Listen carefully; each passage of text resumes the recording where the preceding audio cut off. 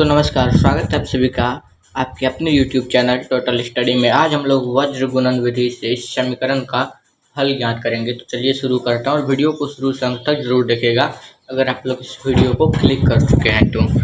चलिए बहुत ही आसान भाषा में समझाएंगे, वो कॉपी में बनाया हुआ। देखिए वज्र गुणन विधि। अब ये था प्रश्न, क्या है 8x + 5 y = 9, 3x + 2 y = 4। अब यहाँ पे लिखना हम लोग को हल, चूँकि क्या था यहाँ पे देखिए, और इधर +9 था तो बराबर किस तरफ आने के बाद क्या होगा -9, और इधर +4 था तो बराबर किस पर आने के बाद होगा -4।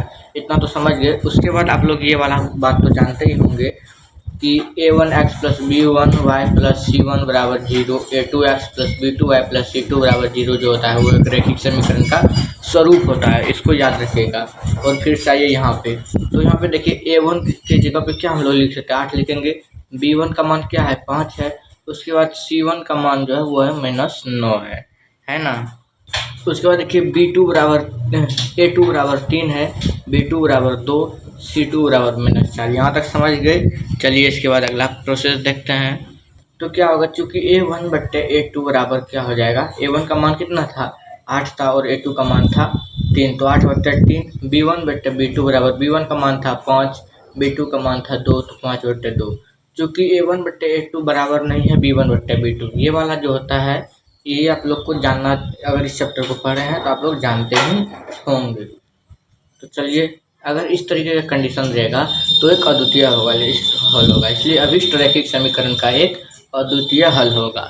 इसके बाद देखिए प्रश्न कहाँ ले जा रहे हैं हम लोग को, अब वज्र गुणन विधि से, जिस विधि से हम लोग को हल करना था उस विधि में आ चुके हैं। और इस विधि का जो ये होता है फॉर्मूला होता है, यही है इसका फॉर्मूला, x बट्टे b1 - c2। चलिए इसको आप लोग पढ़ लीजिएगा।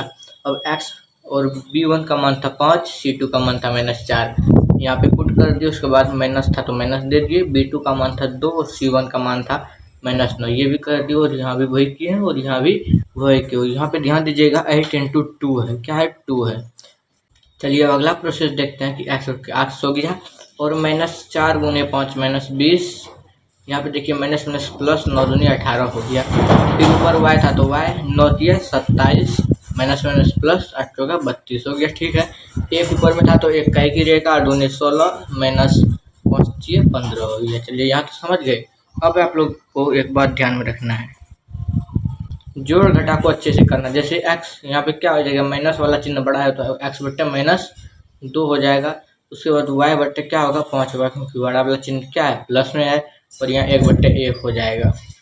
उसके बाद देखिए यहाँ इसलिए क्या आ गया, आप देखिए इसका क्या करेंगे, क्रॉस मल्टीप्लिकेशन करेंगे।